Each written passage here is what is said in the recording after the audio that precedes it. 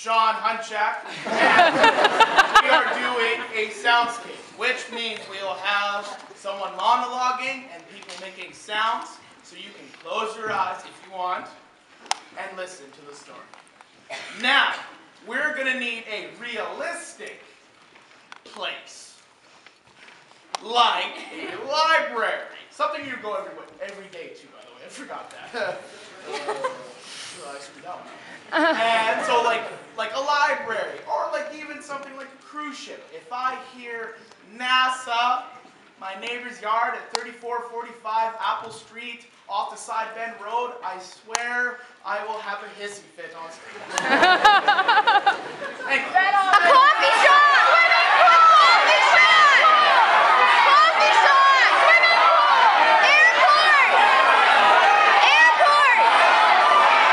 Airport! Airport! Coffee shop! Airport! Doing their life event. They ask for a location you visit every day. That location is the bus. The bus. The public bus. Miller, doing a life event. Location the bus. Bring it, Miller! And we'll see this in On Miller! 4, 3, 2, 1. As a kid, my elementary school was quite a ways away, and that meant that I had to take the bus. And during the summer, it wasn't that bad, but living in Regina, you get that cold Saskatchewan winter. It would mean that you'd have to throw on as many layers as you could. You'd head out to the bus stop. And I was always the only one there. And I'd wait about 15 minutes, shaking in my boots, shivering from the cold, harsh winds. And finally, I could see the bus across the street. It pulled up. The doors open. And I got on. And I was the first person always on the bus.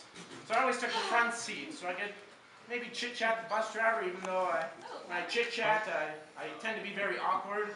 So it'd be like, so, do you come here often?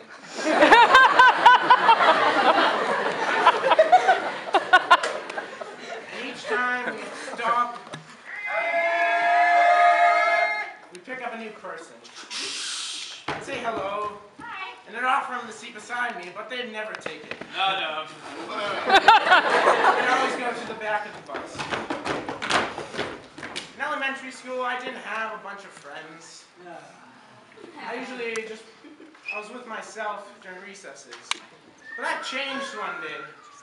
One day, we stopped on the very last stop. And a new kid came on. Her name was Stacy. Now, Stacy, I know I was in elementary school, but she was the most beautiful, beautiful girl I've ever seen. She had beautiful blonde hair and bright blue eyes. She asked me if that seat beside me was open. And I said,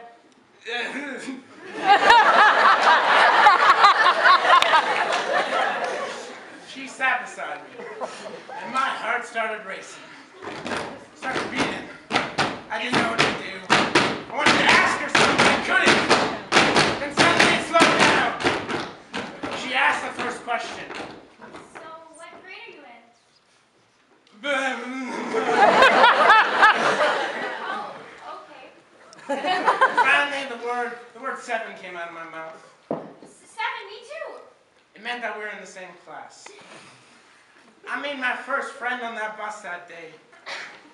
I'll never forget it. Hey, Cameron. And to this day, each day we rode the bus, we always sat together.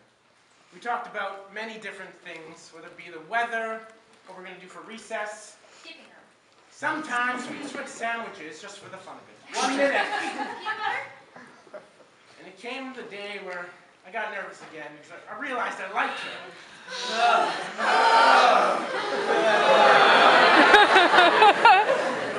She sat down on the bus beside me.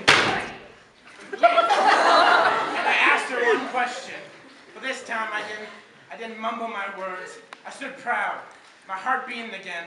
I said, Stacy, you're the most beautiful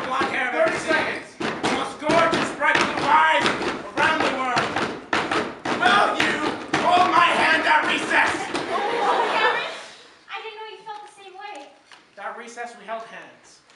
Well, this is fun.